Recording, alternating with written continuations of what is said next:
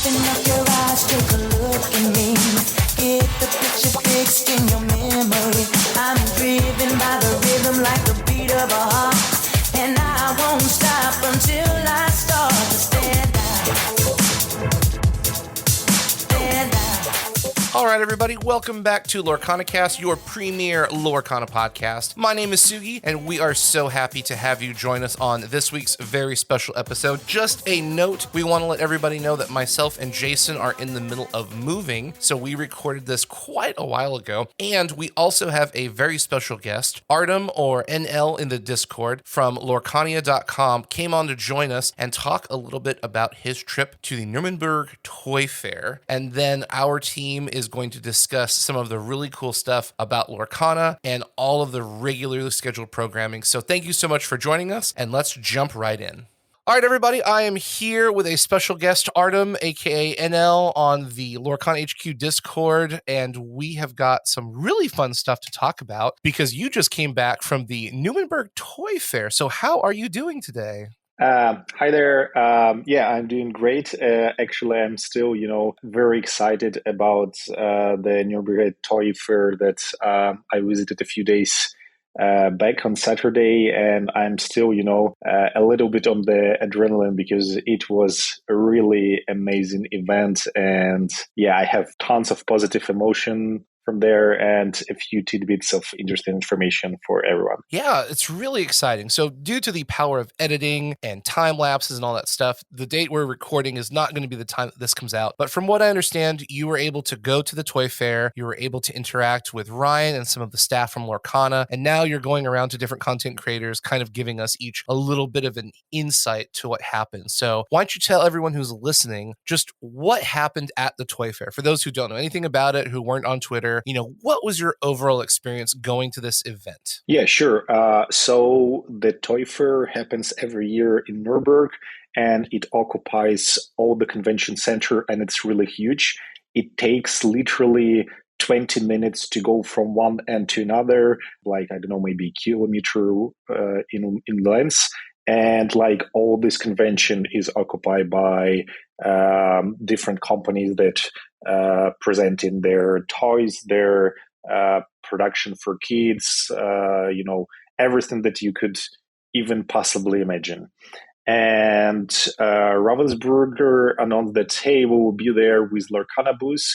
And everyone who's interested, from the B2B side, because it's not open convention for the people who just come and see, more for the business-related topics where you find the distributors, find the suppliers, building the connection network, and all other business-related things. So they said, hey, if you be there, just come and look. And luckily, I got my entrepreneurship thingy from the Ukraine, and I was partially connected to the toys as well. So I got the ticket there, the invitation, and I live in Europe, in Prague. It took me just 4.5 hours to get to Nuremberg, and I arrived at noon. And the first feeling that, hey, its place is very crowded. There were hundreds of people just near the entrance, and as I mentioned, this place is just massive. And luckily for me, the booth for Ravensburger was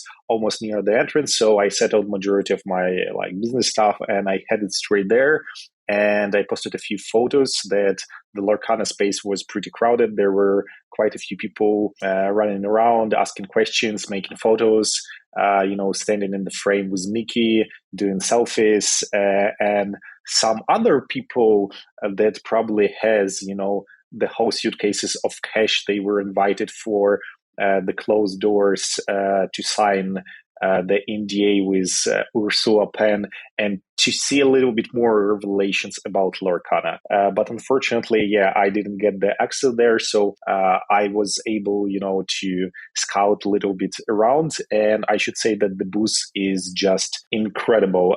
It was designed by Sophia S. on the Lorcana HQ Discord. So you can say hi and send props. It's super amazing. And the Mickey frame as well. Actually, it was super cool idea. And there I've met Ryan Miller, one of the designers for Lorcana, and a little bit later I had an opportunity to talk with Shane Hartley, who is the creative director for Ravensburger, who oversees not only Lorcana but other products at Ravensburger. So you've made it to the toy fair. There's tons of people. We're setting the stage. There seems to be a lot of excitement. What were some of the primary focuses of that booth? You know, we've seen the pictures of the products. We've seen the Disney Lorcana Twitter page and social media across the board starting to reveal product lines and information, but you were physically there on site. Were people really excited? Were people interested? Did it feel like there might have been a lot of non-TCG players who are trying to learn more about it? Like, bring us into that realm with you, with all that, excitement and all those people there at the toy fair. Yeah, sure. So as I mentioned, it was like a business convention. And I was pretty lucky that I arrived on Saturday, and majority of the visitors, the B2B visitors, arrived on Thursday and Friday. So it was not that crowded on Saturday. And when I was talking with Ravensburger guys and with Ryan, they mentioned that they didn't have, a minute to breathe on those days. And there were a lot of people like outside of TCG space that were super interested and super hyped. And a lot of people that been behind the closed doors and seen, a few more bits of Lorcana, they were pleasantly surprised and again had a very positive overall feeling about like the gameplay, the products, the design, the art, and like overall approach and quality and attention to the details that Ravensburger and the team is actually putting in the product.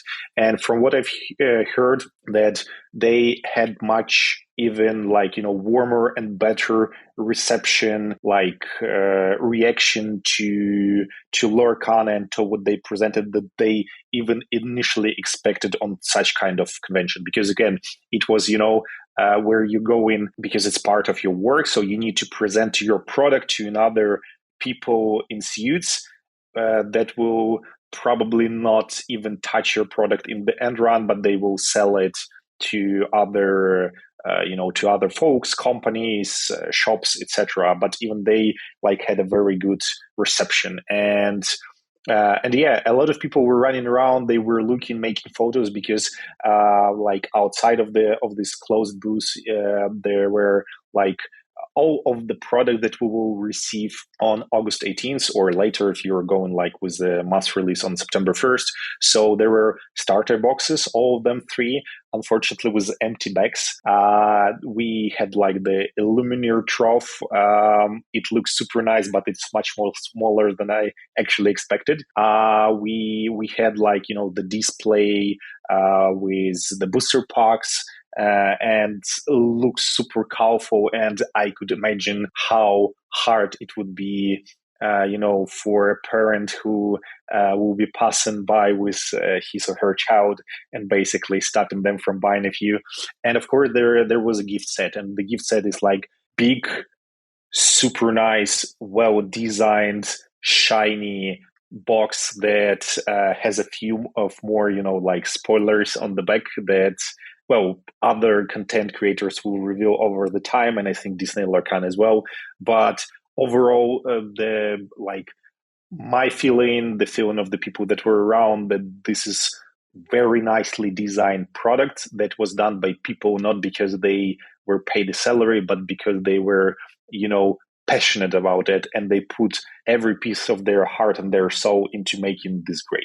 Okay, that's just really great news, because every time you see Ryan or someone who's a part of the staff, they seem to be not only really excited, but they seem to have a very intense passion to not only create a game that's fun, but a game that everyone can play, not just a specific type of player. Now, I'm not trying to single out any game, but when I think about Flesh and Blood, for example, it's very much focused on a competitive environment. There's no multiplayer that I know of. It's very much a one-on-one, playing in a standard environment where, you know, you're trying to see who's the better player. And when you think of something like Pokemon or Magic, they have a little bit of a range where, you know, Pokemon, you can play casually, you can play competitively. Magic, you can play with groups of people, you can play Commander, you can play Sealed and Draft, and so on and so forth. And Lorcana seems to be taking a page out of that, where if you want to play competitively, you can. If you want to play casually, you can. And it looks like there's multiplayer built into the templating where if you and some friends want to play, you can. And can you expand a little bit on that after talking to Ryan and Shane, just that excitement and that passion that they have about the game? Yeah, sure. So first, I would like to say that Ryan is really amazing. He's super fun. He's super smart, and his passion literally, almost pushed him to break the NDA. He didn't because Shane was overseeing that. But yeah, there was a very interesting phrase that both actually Ryan and Shane said in different form, that they cannot wait when they would be able to talk with the fans about the game without like all this like NDA stuff, and actually to present it to the real fans, not only to the audience they must present, but to the audience that actually want to have it and to feel it, to touch it, to play it, to collect it, and they cannot wait to do that. And yeah, regarding the let's say the target audience, of course, the goal for Lorcana to cater to collectors and to players. And when we're talking about the players, that might be, the casual players that playing somewhere in the kitchen. There might be more competitive players, and we'll talk in a minute about like organized play. And also they're catering to a very specific audience, to families and to the Disney fans. Because, for example, I've been playing a little bit of Flesh and Blood, and a lot of people in the community, they play in like Flesh and Blood or maybe Magic the Gathering, but that's probably not the game that you would like to introduce to, your wife or husband, or to your kids, especially small ones.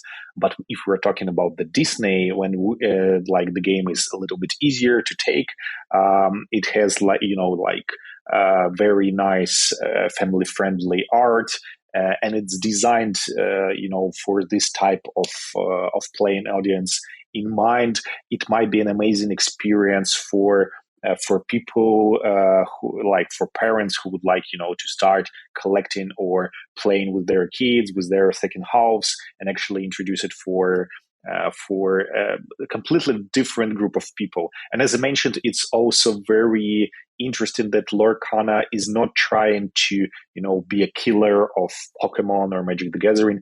Instead, Lorcana is trying to create their own space, like its own blue ocean, where they find an opportunity to bring new people to the TCG, to the collecting and playing card games, instead of like competing and fighting with other well-established brands on the market. And I think that's actually a brilliant approach, because games that are already established, such as Magic, Yu-Gi-Oh, Pokemon, I think Flesh and Blood is starting to get a foothold into that space as well. They are trying to carve out their space in the market, and trying to fight up that uphill battle has always been really detrimental to most trading card games. They're always trying to be, the magic killer. Whereas if Lorcana is trying to just create its own unique space for people, that gives them the opportunity to have unique design, unique gameplay, and they're not trying to be compared to something. They're just trying to make a fully functional game that's enjoyable. And, you talk to Shane, you talk to Ryan. Do you feel like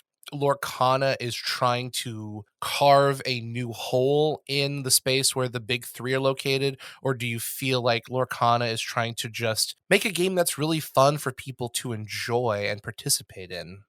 Yeah, I would probably think about the second one, because as I mentioned, there is a very nice book, Blue Ocean Strategy, where instead of like fighting with everyone in one small space, you're creating your own space where you are the king.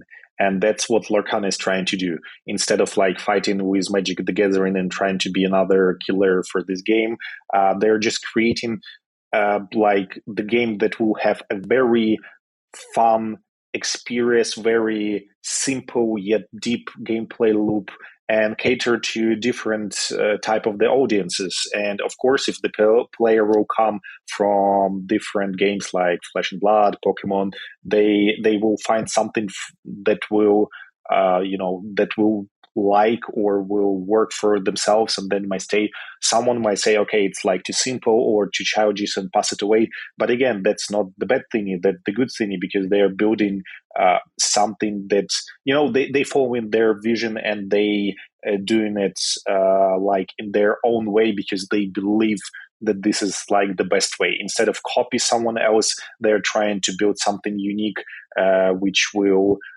unite the people. And of course, the main goal for Lorcana, I would say, at least for now, is not like the competitive play, but more of the having fun and the casual play, because even now the Magic the Gathering understands that, hey, we have like a few percent of competitive player, but majority of the sales and of things happening because of the casual players.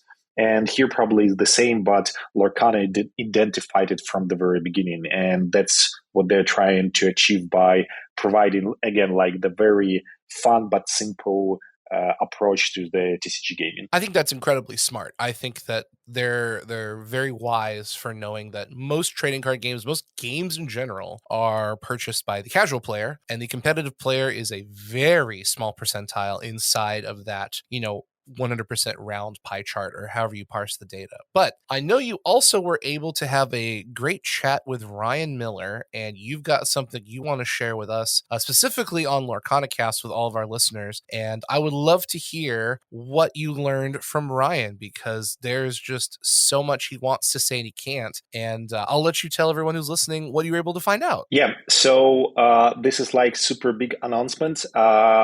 And I don't know if other know that or not, but basically the gameplay will be revealed in spring. But beyond that, we had an opportunity to talk a little bit about the organized play, right? Because organized play, this is something that is like discussed a lot in the community, and a lot of people like trying to speculate how it will look like, how it will shape, will it be competitive or not, and tons of other questions, basically.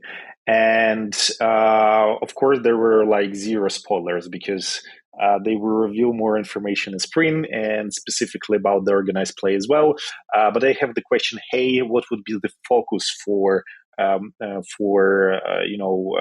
supporting the local game shops for the organized play? Will you do something like, for example, Flesh and Blood does, when they provide the tool in the website where every friendly local game store register like itself, and then just run the armories or the tournaments or the competitions internally, but they have the software, they don't need to think how to organize stuff, and it's automatically like promotes players that get some rating and go to the different levels of competition, like to nationals, to World Cups. I don't recall how it's called.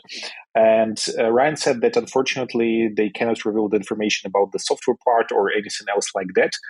But for them, it's super important, to bring as many people as possible to organize play, and basically provide the ecosystem and environment when they will be able, to play and have fun. And as we talked just a minute ago, they will be bringing a lot of new people to the space, like the families, kids, people that never played other TCGs before, people that are fans of the Disney, maybe even the collectors. And right now, for them, it's super important to provide, an opportunity to be part of this organized play and have fun play, like the friendly competition, be part of something bigger network, and basically enjoy Lorcana playing with each other. So I don't know if parallel with that they will have something like like the nationals or the World Cup, or having a huge money prizes. Potentially, yeah, because again they didn't spoil anything. But again, for them it's very important to cater to this wider audience and to provide them an opportunity to enjoy playing Lorcana within the organized play. And that's wonderful news. And I really appreciate you coming on and sharing that with us. I would love to hear more about your talk with Shane as well, because I'm sure there was some really unique stuff that he had to say that's different from Ryan, since they're coming at Lorcana from a completely different perspective. So can you tell us a little bit about, your discussion with Shane? Yeah. So Shane, he's responsible for the creative part, and he's working not only on Lorcana but other projects as well. But basically, Shane, we've mostly talked about like the art, the design, some other approaches, and he said also that he cannot wait when they will be able to find and to talk to their fans, not only like to the people that they must talk to. And Shane, together with Ryan, and actually the family of Ryan, will be on the Gen Con, and that's the first opportunity when they will present their products for the people to grab, to see, to play. And they will be there, and potentially you will have an opportunity to not only to talk with them, but to challenge them. And I know there are a lot of players that want to play with Steve, another designer of Lorcana. And yeah, that's the place where I suppose you will have a lot of fun, because Lorcana will start growing from that point in time, for players and for the people that actually waited for it from the September of 2022. Oh, that's so exciting. I'm really, really happy to hear that the game is in full swing. The team is basically touring on the road. As you could say they're showing off the product. They're trying to get businesses interested in picking up the game and selling it and distributing it to their networks. And I just want to hear more about you and your experience with the Toy Fair. If you want to talk a little bit about things that are Lorcana or non-Lorcana related, did you see anything else that was really cool at the Toy Fair? Any games or toys that we might be interested in? Any other thoughts about Lorcana? I know you took a picture with the the Mickey Mouse selfie. That looked super cool. Was there anything else at the Lorcana booth that just caught your eye you thought looked really interesting?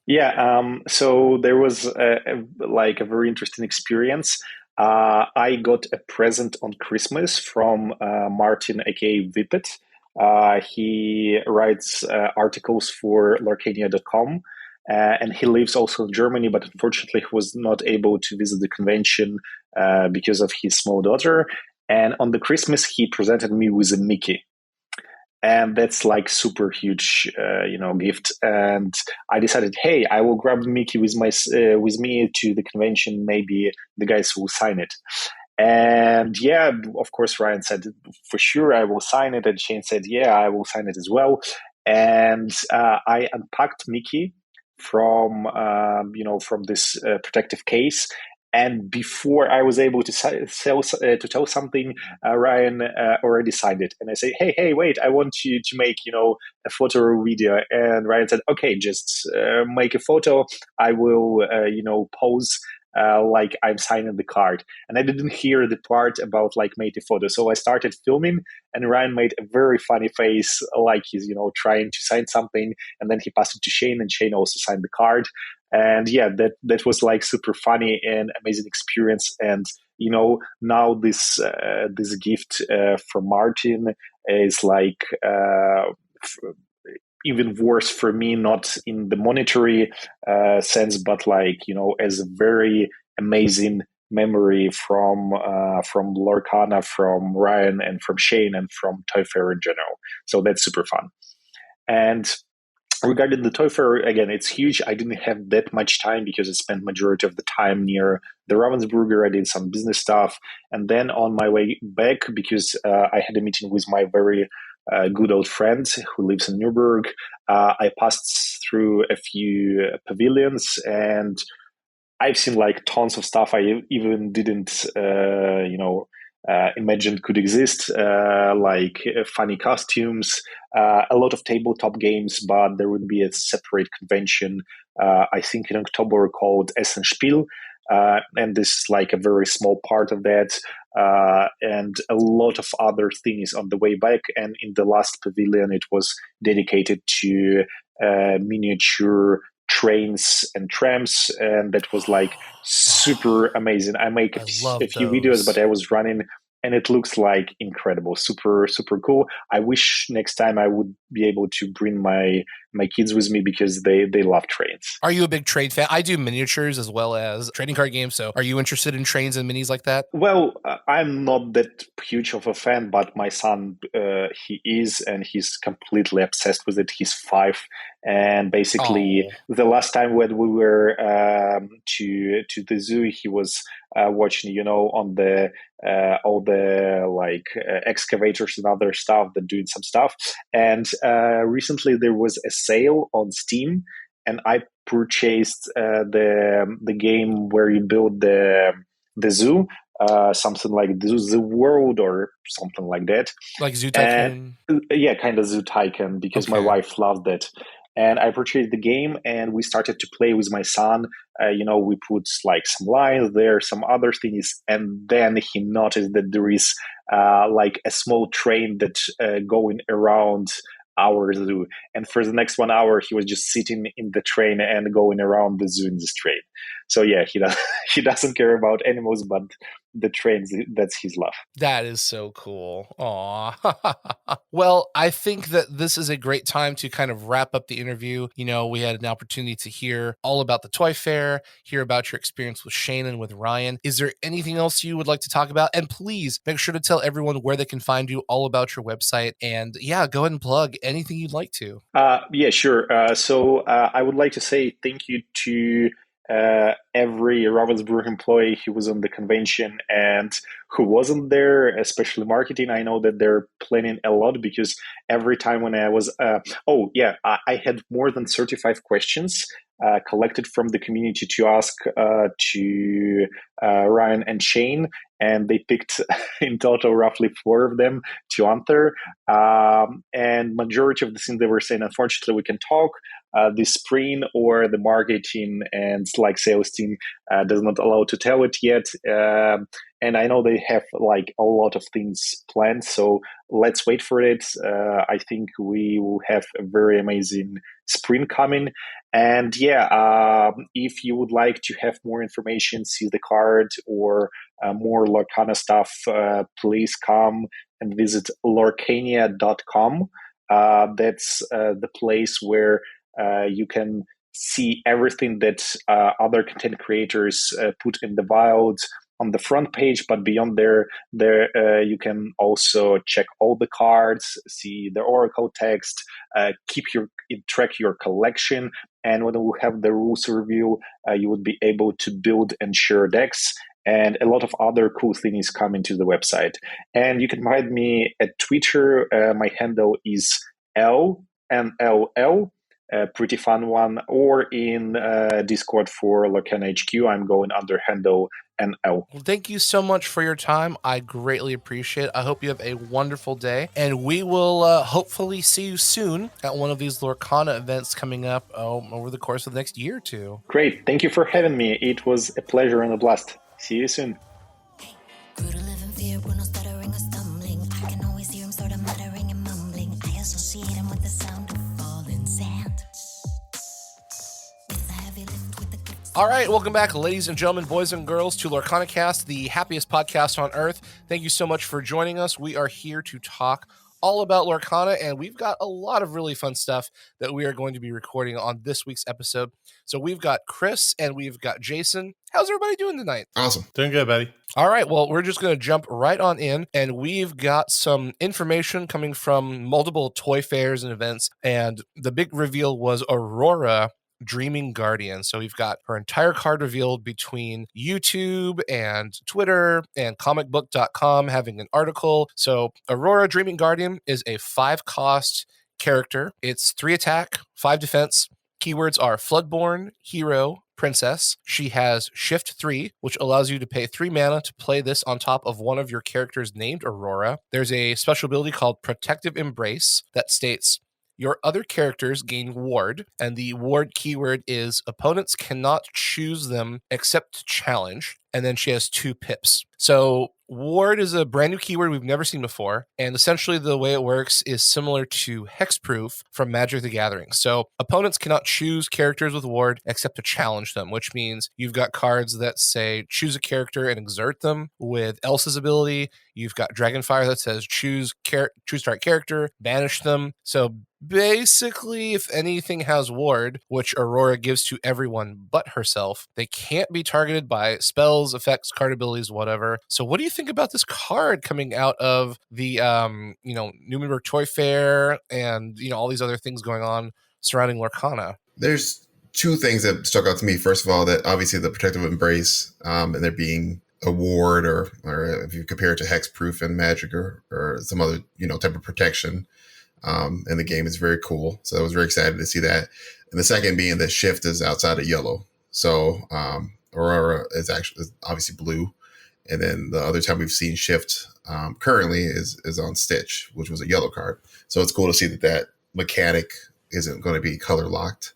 I can't remember what color in the pre-made decks blue was paired with. I'm not sure if that's maybe at this point. Steel. Was it steel? Yep. Okay. Yeah. So Simba. Yep. So it's not necessarily a pairing either. At least not that they made up themselves. The company made up themselves. But yes, those two are the main things stuck out to me. Yeah. So you guys kind of pretty much covered it.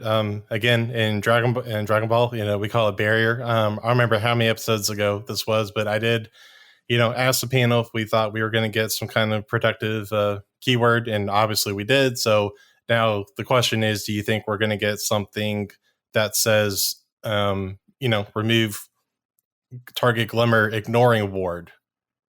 Would be my question. I'm going to assume that we are, but what do you guys think with this being the first chapter? I think we'll definitely get the ability to remove keywords, whether that be through, obviously in this case, you can target her with some type of direct removal of a keyword, or even an ability, tap to remove keywords, tap to blank.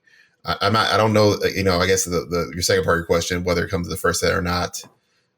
We know there's 204 cards. That's another thing we learned recently. So there's a lot of cards. I imagine there's a lot of keywords. So I think it's pretty reasonable that there will be at least a few, if not a direct card, maybe another ability that blanks other characters.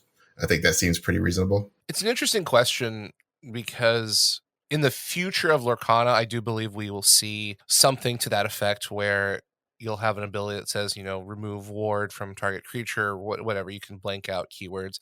But for the sake of the first set, I don't know if it would be fun to have cards that introduce a new keyword that you want to play with, and then your opponent just plays a card that counters it and says, oh, hey, that new keyword ward, that's super cool.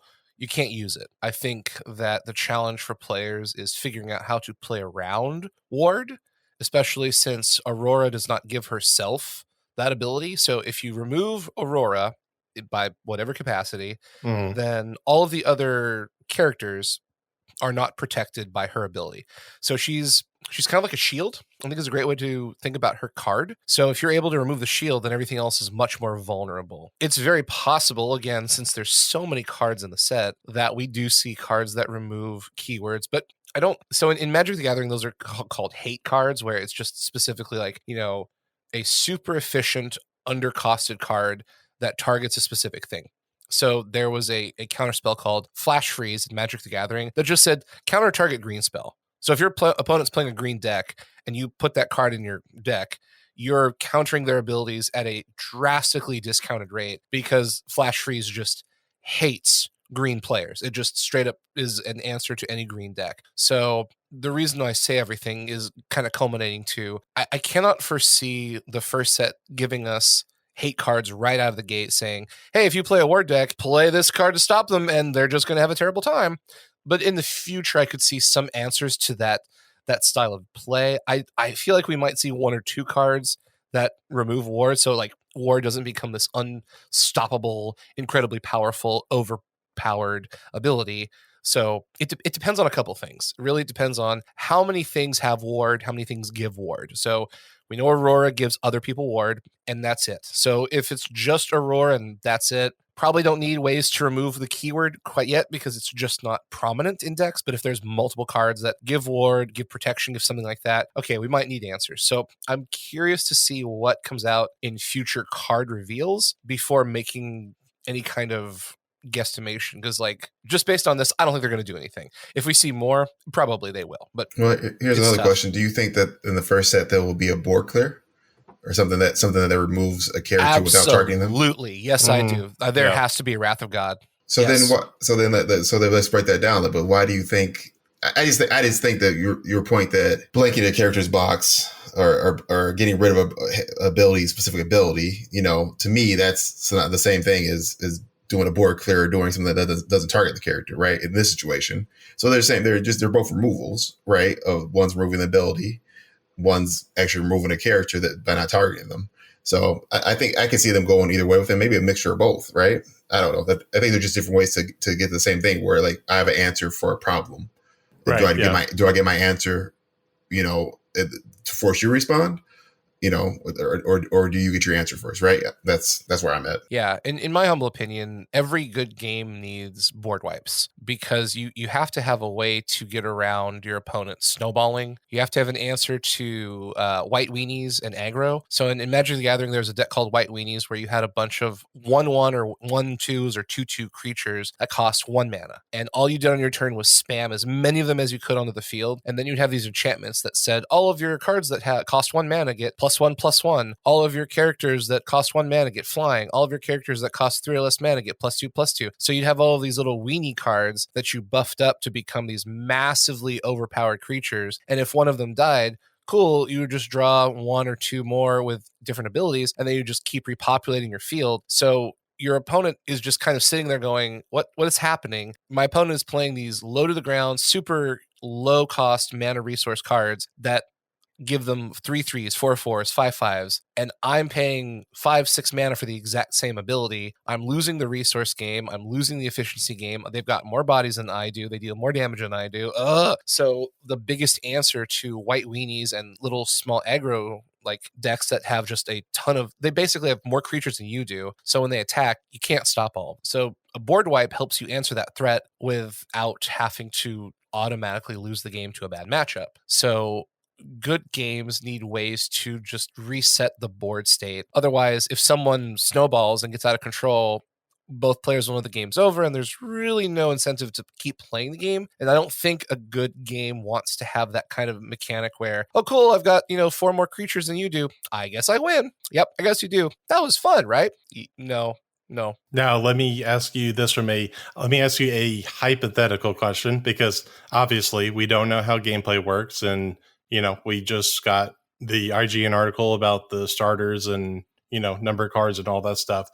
So going off the number, you would presumably speculatively think that your playset number is probably ranging from 3 to 4, right? So it stands to reason, until we hear otherwise, that you could have 2 Auroras on your field at the same time, which means that their effects would protect each other, essentially, right? So don't you see that as a potential problem then? Or because then you're going to have to basically spend a turn like trying to remove both those Auroras to then be able to use your board wipe to clear the rest of the board? Well, so a well-designed board wipe doesn't target. So if you look at something like Wrath of God from Magic the Gathering, it just says destroy all creatures. Protective Embrace gives characters the ward keyword. It says opponents can't choose them except to challenge. So if you have a card that just says destroy all creatures, it's not choosing or targeting or doing anything. It just board wipes them all. Same thing works for Yu-Gi-Oh! There's tons of cards that say you can't target. Yeah, there's plenty of cards like Torrential Tribute that say just destroy all creatures, destroy all monsters. Yeah, they're all gone. Right, yeah. Well, my card says I can't be targeted. You're correct. It does get protected from targeting, but this doesn't target. This just wipes them all out. So if you have multiple Auroras giving each other ward, I agree, it would be problematic because now you have to kill them in combat. I'm sorry, you have to unalive them in combat, Chris. Yes, erase them. Yeah, yes. you have to wipe them off the face of the earth, wipe their ink scum off the face of the planet, and then once the ward has been removed, you can use your cards and spells and abilities to target down threats.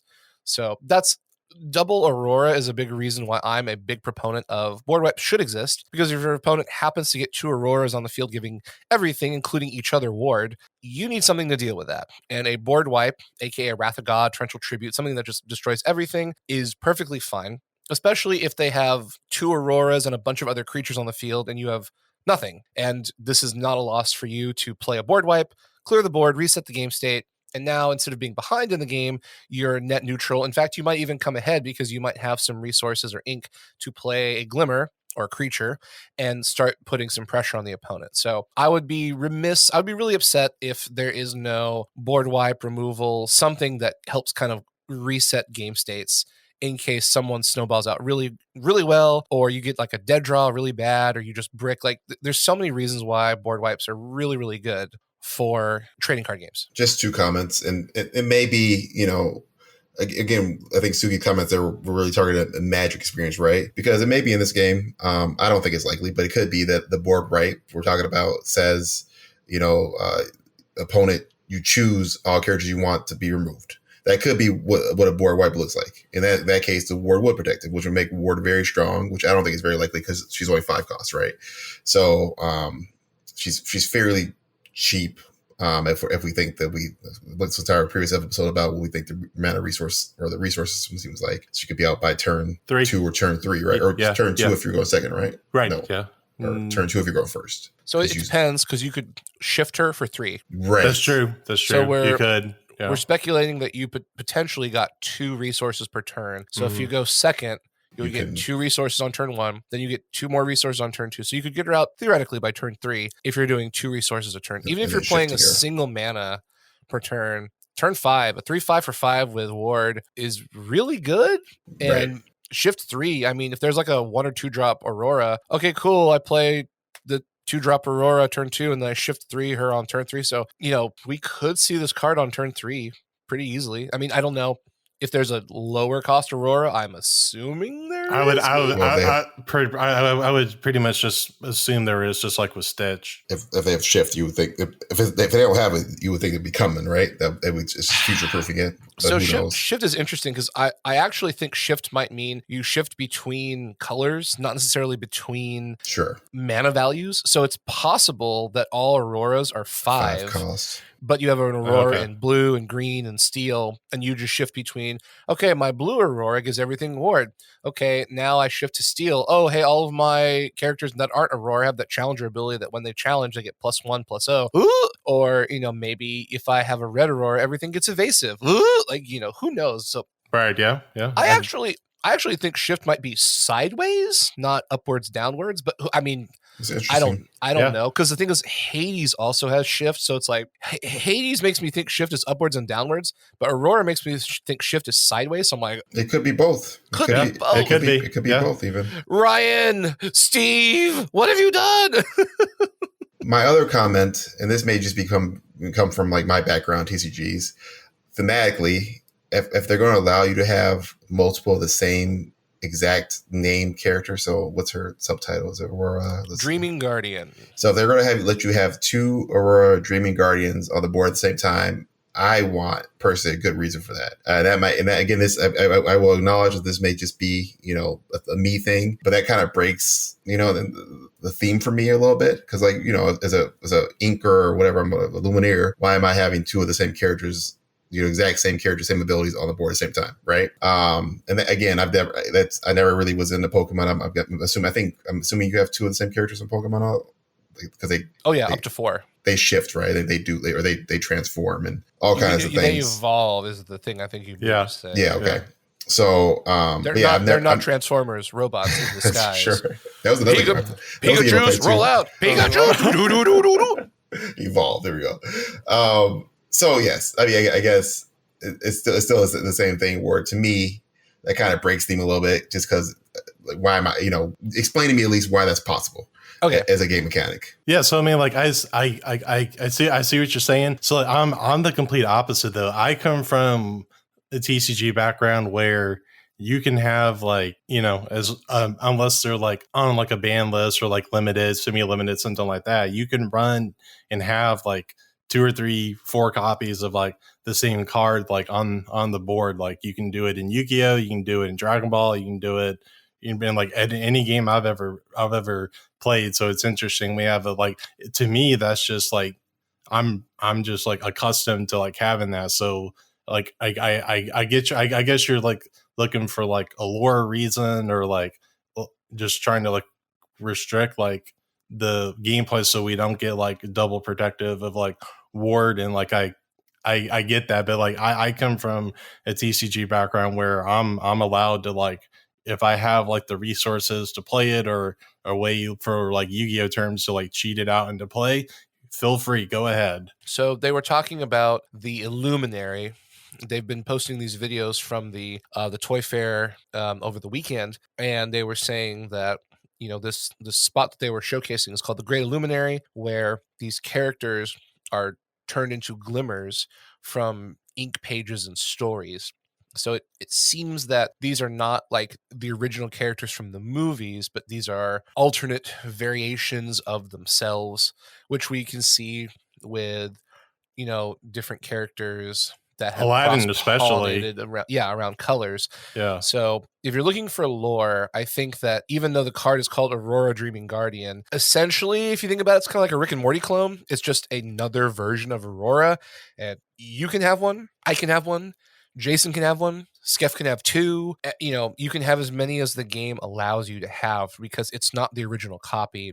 It's this inkling that's taking on the form of, in this example, Aurora or Stitch or whatever. So that's why you can't really kill them, because they're not alive. It's kind of like, what was that Epic Mickey, where you had all those inks kind of coming around. Right. So I know it's not like the perfect answer, but that's the best answer I have. Is it seems that we might be actually playing, it's kind of meta, but Lorcana seems like we might be these, you know, Illumineers playing a trading card game inside of playing a trading card game, if that makes sense. And obviously, if they allow that, then they've tested for that, and that the rules, you know, the power level of cards, the power level abilities, you know, are meant to scale with having 4 of the same character on the board. That's what they allow your deck, right? You know, some other games I've played, the way they've dealt with it, and again, it's just a personal thing. I think that's more here you guys think, which is fine. You know, in Game of Thrones, living card game, at least, I don't know if it was the same for the collectible version of Game of Thrones, but when you had they call it a duplicate, dupe, right? When you got the same character in your hand, you would put it under the character, and that would be based like another life, right?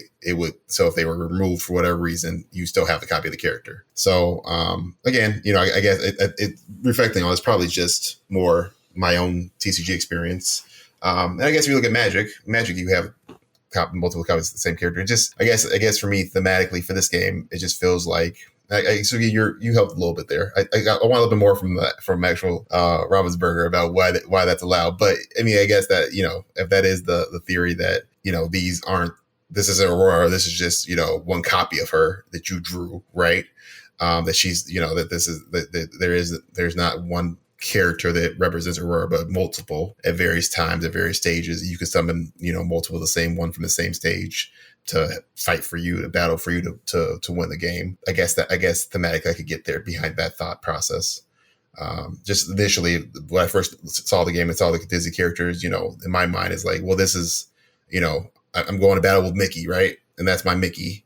And obviously I might be against another Mickey that's the same, but like, at least, you know, I'm not going to have all 15 versions of Mickey on the board at the same time. That just seems a little strange to me. Yeah, I agree. The more they reveal about the game, the more it seems like Illumineers playing Lorcana is going to be more in the like casual, fun, hang out with your friends play space, as opposed to a competitive game. So if you look at Flesh and Blood, Yu-Gi-Oh, Pokemon Magic, it's kind of this head-to-head game where you're trying to, you know, find out who's the better player of the two. You have a life total, you have resources, you fight, you deal damage to each other, and then whoever goes to 0, congratulations, you know, unfortunately you've lost, I've won, let's play again, have some more fun. Lorcana seems to be more along the lines of, you know, two friends who like meet up at a gaming club, and we're going to play with our favorite characters, and we're going to go on this adventure, and we're going to see who's got, you know, more wit and will and the use of magic and abilities and stuff like that. So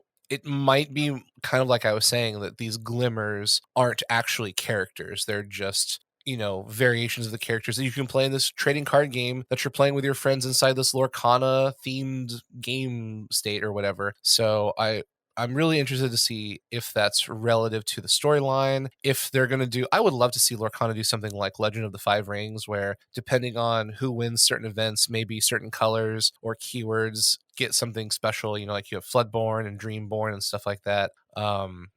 It would be really unique to see future sets influenced by, at the Gen Con 2024 World Championship, there was a blue-red deck that won, so they're going to get this special treatment and special abilities, and now all the other colors are going to try and see if they can, defeat blue and red, because now they've got this little minor power boost or like special card or ability. So who knows? I think it's interesting. I mean, more TCGs should do what they were doing with L5R. If L5R had a lot of issues, but the one thing they did well was that the story-based part of the game and the organized play part of the game, where like actually, playing, stick with your clan, stick with your deck of cards, your color, whatever you want to call it.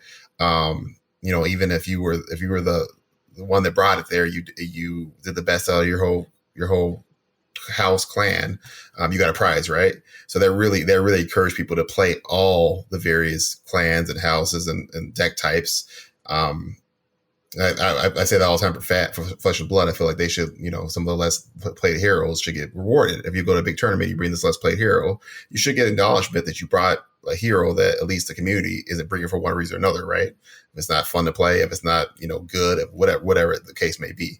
So your comment just made me think of that like there are a lot of things to take from the way they ran organized play for that game, even though, it had some other issues too. So the big reason, I think you have a really good point, Chris. I mean, I also know that your history in trading card games is much more focused on games that have very specific and pungent characters. So like the Game of Thrones LCG, I remember playing that as well. And when you had a duplicate of, a main named character, whoever you want to think about, you would put that duplicate underneath. And like you said, they get an extra health. But that whole game was predicated on having single copies of a named character that you loved from the show or the books. And right. Flesh and Blood, I don't know how to play it. I would love to learn at Gen Con. You should bring custom decks. Yeah, for sure.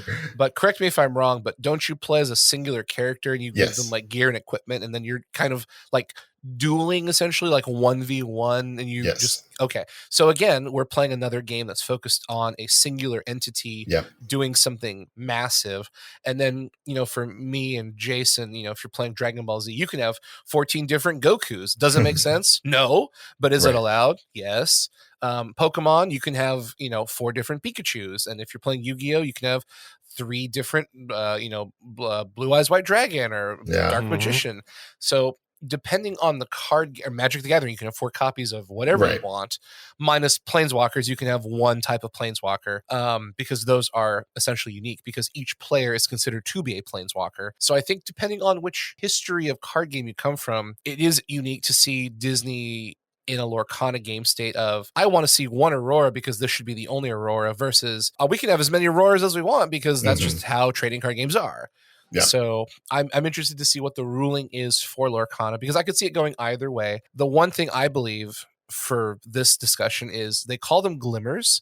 They don't call them characters or heroes or villains. They have these like, princess, keyword, hero monikers that define them, but they're glimmers. And if you think about a glimmer, it's something that it's like a flash in the pan. It shows up, it glistens, it glimmers, and then it goes away.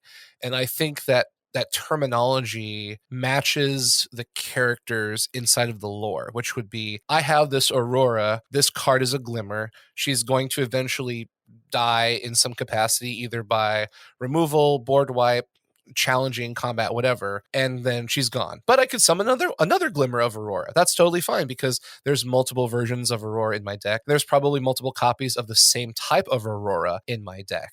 So from that standpoint, with the whole glimmer keywords and technology, I think you can probably have multiple copies of the same card on your table. Yeah, definition of glimmer is a faint or wavering light. So, I mean, that's, again, if we think about they're just different light, different projections of light, right? Yeah. Well, cool. You guys convinced me, semi. I mean, we'll have to wait and see. I think it's a really valid point because Disney characters inherently are valuable to each person in different ways. Yeah. We have our favorite character. we have our favorite movie, we have our favorite moment. And so, like, as a trading card game player, I absolutely have no problem with 4, 5, 16 different Auroras on the battlefield. As a Disney fan, as a collector, as someone who's a movie buff, I can see that having, you know, 2 Mickeys of the two Brave Little Tailors, 2 Aurora Dreaming Guardians feels kind of weird because, you know, there's no duplicate in the movies. You don't see Aurora meeting Aurora, fighting Aurora while trying to save Aurora. It's like, oh, now we're watching Doctor Who, Disney edition. Right. Ooh.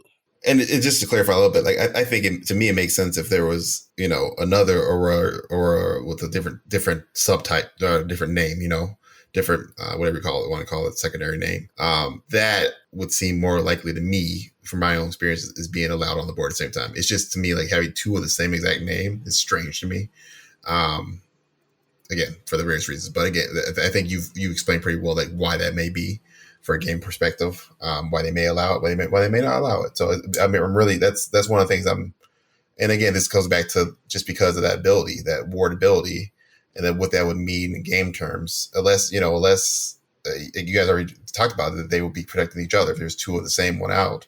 But you know, they could also rule it that they're still considered to be the same character, right? I don't think that's likely, but they could be that. You know, that maybe they both were still considered to be the same character, right? So Doctor. Right. So then you could target either one of them. Maybe neither one of them gets ward itself. That could be another ruling based on however they write the rules. So it's just too early to tell about all that. But I think it's fun that we're getting these cards in this way. I should also say that, you know, none of us expected to get, you know, her reveal at a random toy German. Was it German? I think it was a German toy fair. So it's kind of cool that they're putting out the cards in that way, giving us little glimpses of card text and, you know, gameplay keywords. Yeah, I absolutely agree. And it's going to be interesting to see what more information comes out from Ravensburger as we get closer to spring and they start to reveal a little bit more about how to play this game that we know nothing about. I just thought about one more thing too. If there is persistent damage, which I don't know if we've talked about that on any podcast yet, but that, you know, it could be a situation where damage carries around over and over, right? You know, if you get 4 damage on you, it stays on you until you heal it or something else happens. Or it could be a situation where if you get damaged, it clears at the end of your turn. You know, those are typically the 2 ways they do that. Shift, assumably, there would be a reason to shift the same character, right? To heal them. If you shift and place another copy of the character on top, you would assume that would heal them back to full health. So that may be something else we have to explore where we get more cards that talk about damage and how damage is going to be tracked. You got to bring up all these mechanics. So if you shift, I think you keep the damage. That's interesting. Okay. I mean, yeah. It's one of 2 ways. Either you keep it or you don't. Those are the 2 options.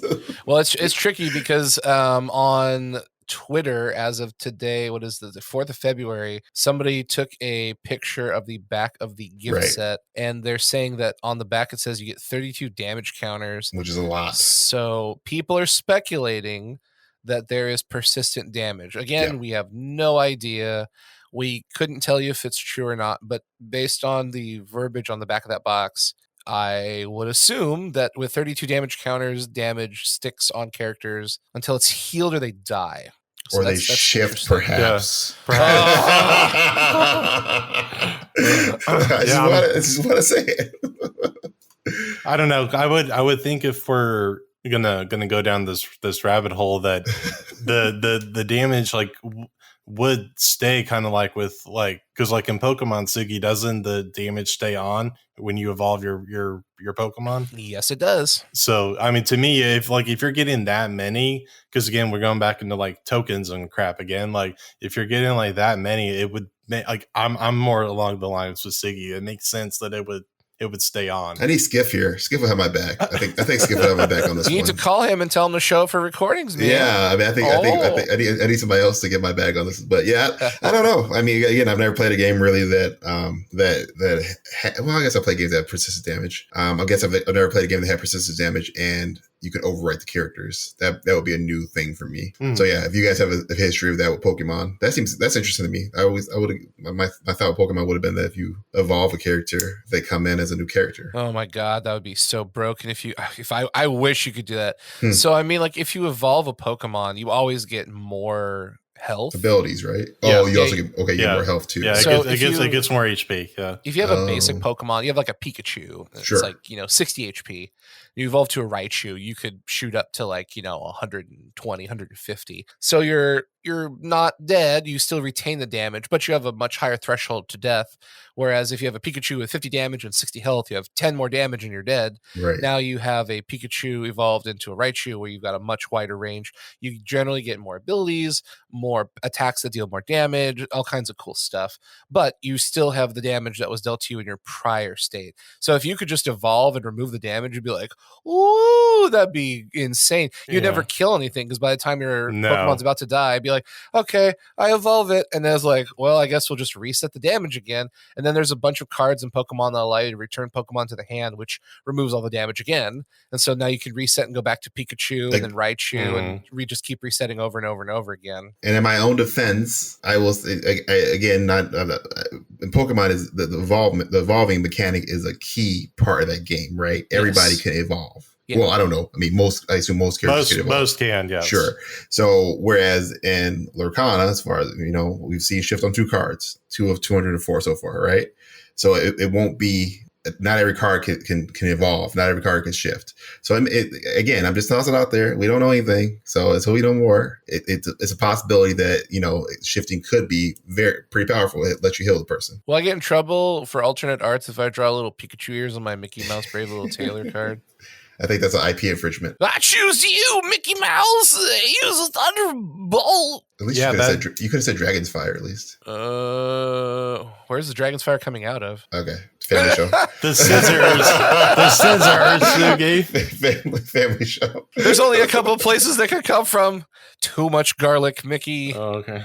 Moving on. Oh, wow. Okay. Moving on. Yeah. That's what a great way to segue into our next topic of discussion.